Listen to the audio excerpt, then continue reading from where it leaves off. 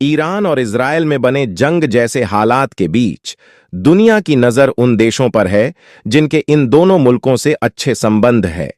भारत भी उन देशों में शामिल हैं जिनके बारे में माना जाता है कि वह ईरान इजरायल विवाद में मध्यस्थ की भूमिका निभा सकता है। तो दोस्तों, किया है पूरा अपडेट, आइए जानते हैं विस्तार से। उससे पहले वीडियो को लाइक और चैनल सब्सक्राइब कर दो। ये आपके लिए मात्र 1-2 सेकंड का काम है, लेकिन इससे हमारी काफी बड़ी मदद होती है।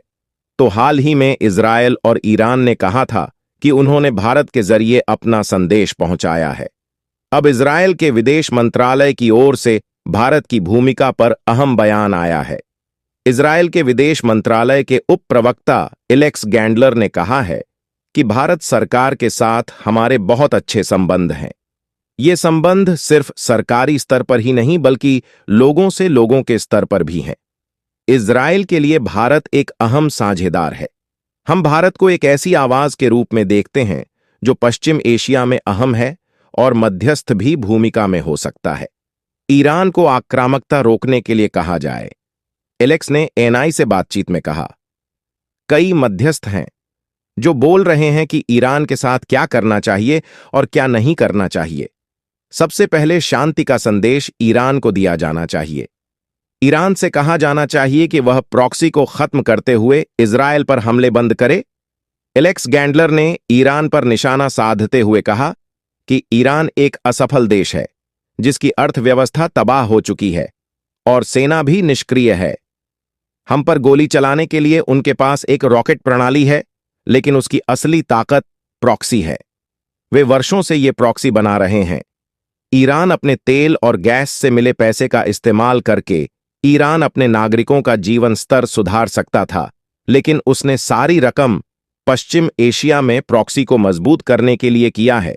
इजरायली प्रवक्ता ने कहा कि ईरान के पास मौजूद तेल और गैस का भंडार दुनिया भर में विनाश की वजह बन रहा है। हालांकि इस समय ईरान हाँफ रहा है क्योंकि हमास गाजा में विफल हो गया है और हिजबुल्लाह को लेबनान में नाकामयाबी मिल रही है। यमन में हूती भी विफल हो रहे हैं। ईरान की इजरायल को नष्ट करने के लिए बनाई गई योजनाएं फेल हो रही हैं। इससे ईरान हताश हो रहा है। दुश्मन भी जानता है। फिर हम क्या करेंगे?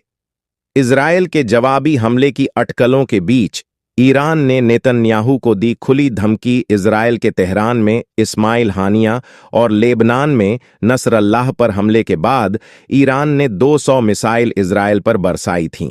इस हमले के बाद इजरायल की सरकार और सेना ने यह कहा है कि हम चुप नहीं बैठेंगे और जल्दी ही तेहरान से अपना हिसाब किताब बराबर करेंगे। इस महीने की शुरुआत में हुए ईरान के मिसाइल हमले के बाद इजरायल ने कई बार दोहराया है कि वह इस अटैक का बदला लेगा। इजरायल ने ऐसे संकेत दिए हैं कि उसकी ओर से ईरान की न्यूक्लियर साइट, सैन्य ठिकाने या बुनियादी ढांचे को निशाना बनाया जा सकता है। इजरायल के आक्रामक रुख को देखते हुए ईरान ने भी कड़ी चेतावनी दे दी है।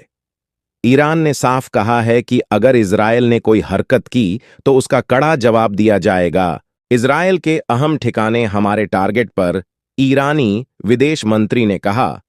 हम इजरायली शासन को सलाह देते हैं कि वह इस्लामिक रिपब्लिक ईरान के संकल्प का परीक्षण न करे। अगर हमारे देश के खिलाफ कोई हमला होता है तो हमारी प्रतिक्रिया और भी शक्तिशाली होगी। हमारे दुश्मन जानते हैं कि उनके अंदर किस तरह के लक्ष्य हमारी पहुंच में हैं। ईरान की ओर से यह बयान ऐसे समय आया है जब इजरायल की ओर से ईरान के लिए आक्रामक बयानबाजी की जा रही है। माना जा रहा है कि इजरायल फिलहाल ईरान पर जवाबी कार्रवाई के लिए अमेरिका के समर्थन की जुगत में है। ईरान और इजरायल के बीच तनाव और जंग के बीच दिल दहलाने वाली खबर आ रही है। शनिवार को ईरान के परमाणु संयंत्रों और लगभग सभी 3 सरकारी शाखाओं पर भारी साइबर हमले हुए हैं। ईरान इंटरनेशनल ने ईरान के साइबर स्पेस की सर्वोच्च परिषद के पूर्व सचिव का हवाला देते हुए रिपोर्ट दी है। यह स्पष्ट नहीं है कि कथित साइबर हमलों के पीछे इजराइल है या नहीं, लेकिन तेल अवीव ने तेहरान के 1 अक्टूबर के मिसाइल हमले के जवाब में ईरान के परमाणु और तेल संयंत्रों पर हमला करने की चेतावनी दी थी। मीडिया रिपोर्ट के अनुसार ईरान की supreme council of cyber space के पूर्व सचिव फिरोजाबादी ने बताया है कि ईरान की सरकार की लगभग हर शाखाएं, विधायिका, न्यायपालिका और कार्यपालिका, ये सभी साइबर हमलों से प्रभावित हुई हैं। इस घटना के बाद ईरान की कई महत्वपूर्ण जानकारियां चोरी हुई हैं। बयान में कहा गया है कि ईरान की नगरपालिका सेवाएं, ईंधन वितरण, बंदरगाहों एवं परिवहन जैसे महत्वपूर्ण नेटवर्क के साथ साथ वहां की परमाणु सुविधाओं पर भी निशाना बनाया गया है। इससे सरकार के कामकाज बाधित हुए हैं और सेवाएं प्रभावित हुई हैं। बता दें कि 1 अक्टूबर को ईरान के मिसाइल हमले के बाद इजराइल ने जवाबी कार्रवाई की धमकी दी थी। उस धमकी के बाद ईरान के खिलाफ इजराइल की यह बड़ी कार्रवाई मानी जा रही है। बता दें कि इजराइल ने चेतावनी दी थी कि उसका ईरान पर हमला आश्चर्यजनक और बहुत ही घातक होगा। इस बीच इजरायली सेना का उत्तरी गाजा में बड़े पैमाने पर अभियान जारी है। इजरायली सेना ने लेबनान में हिजबुल्लाह आतंकवादियों के ठिकानों पर जमीनी हमला करना जारी रखा है।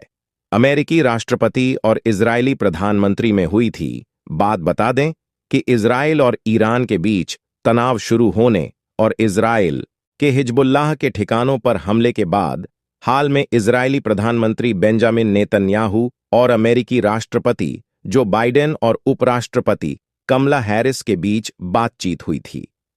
इसके पहले पूर्व राष्ट्रपति डोनाल्ड ट्रंप ने भी इजराइल के प्रधानमंत्री से बातचीत की थी।